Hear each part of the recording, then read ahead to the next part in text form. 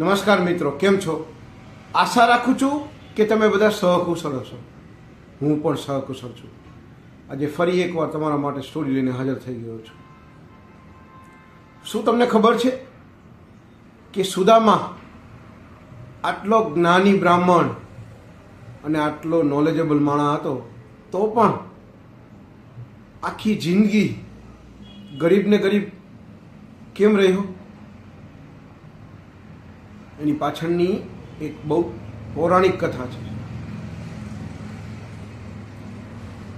કારણ કે એને શ્રાપ લાગેલો હતો. એ શ્રાપથી કૃષ્ણ ભગવાનને એણે બચાયા હતા. એટલા માટે સુદામા કૃષ્ણ ભગવાનના ભાગનું આ દરિદ્ર જીવન આખું જીવન. કેવી રીતે? આ સ્ટોરીને ધ્યાનથી સાંભળજો અને છેલ્લે સુધી સાંભળજો. જો ચેનલ પર નવા હો તો સબસ્ક્રાઈબ કરી લેજો. વિડીયો જો પસંદ આવે તો લાઈક કરી દેજો. ભાઈબંધ દોસ્ત ફેમિલી મેમ્બર સાથે આ વિડીયો શેર જરૂર કરજો. મને ચોક્કસ ખાતરી છે કે આ સ્ટોરી તમે નહીં સમજો. તો ચાલો મોડું ન કરતા સ્ટોરી શરૂ કરીએ છીએ. આ દ્વાપર યુગની વાત છે સાહેબ, જ્યાં ખેતીનો જમાનો હતો. હવે ખેતી કરીને જે પણ અન્ન ઉગ્યો હોય પછી હલો કરતા. હલો કેમ? વૈધું ઘટ્યું જે ખેતરમાં અન્ન હોય ને એ ગરીબ માણસોને કહે કે તમે તમારી રીતે લઈ જાજો. કે એક જ સ્ત્રી હતી ગરીબ, જેના પરિવારમાં આગળ પાછળ કોઈ નહોતું. એ આવી રીતે હલો કરીને, એટલે કે ખેતરમાંથી જે વધેલું અન્ન હોય એને ભેગું કરીને પોતાનું ગુજરાન ચલાવતી.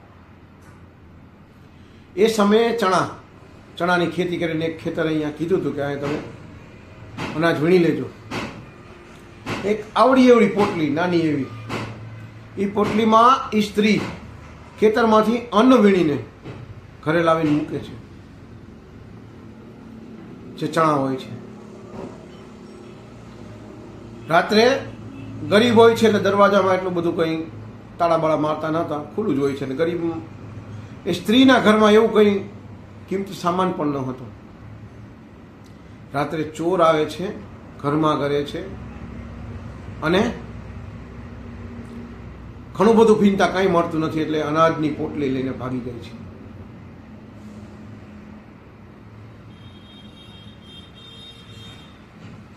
અનાજની પોટલી લઈ અને ચોર તો જતો રહે છે. સવારે આ ગરીબ દરિદ્ર સ્ત્રી સવારે જોવે છે તો એના અન્નની પોટલી ચોરાઈ ગઈ હોય છે. એને તો જમવાનું બધું જતું રહ્યું. બહાર એના ઘરના ઓટલા બહાર બેસીને ખૂબ રડે છે અને રડતી રડતી શ્રાપ આપે છે કે જેણે પણ મારી અન્નની પોટલી ચોરી છે ને એનું આખું જીવન દરિદ્રતા અને ભૂખમરાથી વીતશે.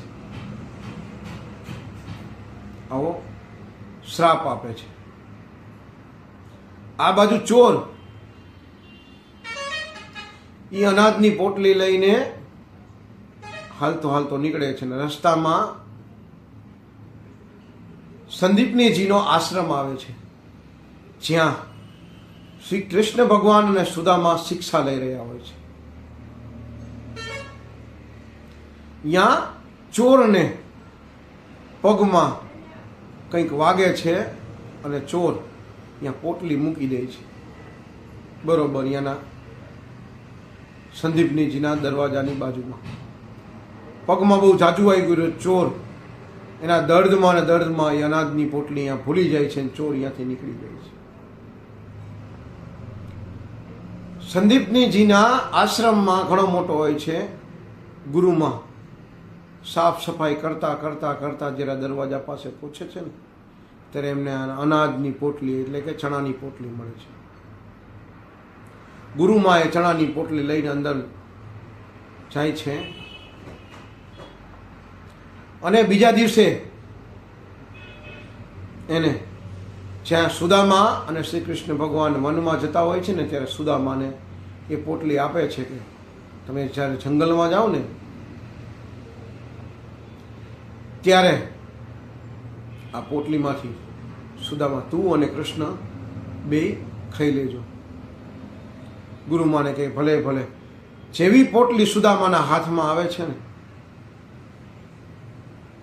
તરત જ સુદામા સમજી જાય છે તે એક બ્રાહ્મણનો દીકરો, બ્રાહ્મણ અને એમાં પણ જ્ઞાની. તરત જ ખબર પડી જાય છે કે આ એક શાપિત અનાજ છે.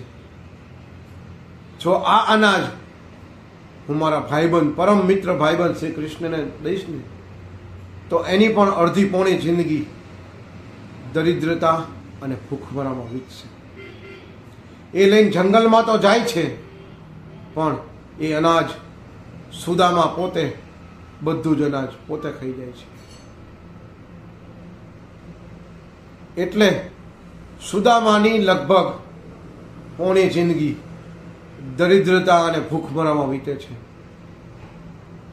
આ શ્રાપને લીધે. ઘણા એવા કાવ્યોમાં, ઘણા કથાઓમાં એવું પણ માનવામાં આવે છે કે સુદામાએ શ્રી કૃષ્ણ ભગવાનના ભાગનો જે અન્ન ખાઈ લીધું હતું એટલે સુદામાએ એને કૃષ્ણ ભગવાને શ્રાપ આપેલો. અને આ કથામાં આવું લખેલું છે. કઈ કથા સાચી એ તો મને પણ નથી ખબર, પણ ઘણી ખરી પૌરાણિક કથામાં આવી સ્ટોરી છે. તો આ શ્રાપને લીધે સુદામાનું પોણું જીવન એની અને એનું પરિવાર ગરીબી અને દરિદ્રતામાં જીવે છે, અને પછી શ્રી કૃષ્ણ ભગવાનના ઘરે જાય છે. પછી એના સારા દિવસો આ શ્રાપમાંથી કૃષ્ણ ભગવાન મુક્તિ આપે છે. અને કદાચ આ સ્ટોરી તમે નહીં સાંભળી હોય, જો સાંભળેલી હોય તો તમારા પરિવારજનોને, તમારા બાળકોને, તમારા માતા પિતાને આ સ્ટોરી સંભળાવજો. અને જો દૂર રહેતા હોય તો આ સ્ટોરી એ ભાઈબંધને આની લિંક જરૂર શેર કરજો. કારણ કે આવી જ નવી નવી સ્ટોરી તમારા માટે, ધાર્મિક સ્ટોરી, જીવનમાં કંઈક શીખવા મળે એવી સ્ટોરી લઈને હું દરરોજ તમારા માટે હાજર થઈ જાઉં છું. તો જો આવી સ્ટોરી તમને ગમતી હોય તો વિડીયોને એક લાઈક જરૂર કરજો, અને ચેનલ પર નવા હો તો સબસ્ક્રાઈબ કરીને રાખજો. કારણ કે આવી સ્ટોરી દરરોજ હું તમારા માટે લાવતો જ રહીશ, જેમાં જીવનનો કંઈક ને કંઈક બોધપાઠ હશે ને હશે. કદાચ આ એક બોધપાઠથી તમારી જીવનની લાઈફનો ટર્નિંગ પોઈન્ટ બદલાઈ જાય. એટલે કે કદાચ તમારું જીવન બદલાઈ જાય એવું પણ બને. કારણ કે કોઈના એક શબ્દથી પણ કોઈ વ્યક્તિને મોટિવેશન મળી જતું હોય છે. કદાચ મારા વિડીયોમાં કોઈ એવી વાતથી તમને મોટિવેશન મળી જાય અને તમારી લાઈફ પણ ચેન્જ થઈ શકે છે. ચેનલને સબસ્ક્રાઈબ કરવાનું ન ભૂલતા. આજ માટે આટલું જ. જય હિન્દ, વંદે માતરમ દોસ્તો.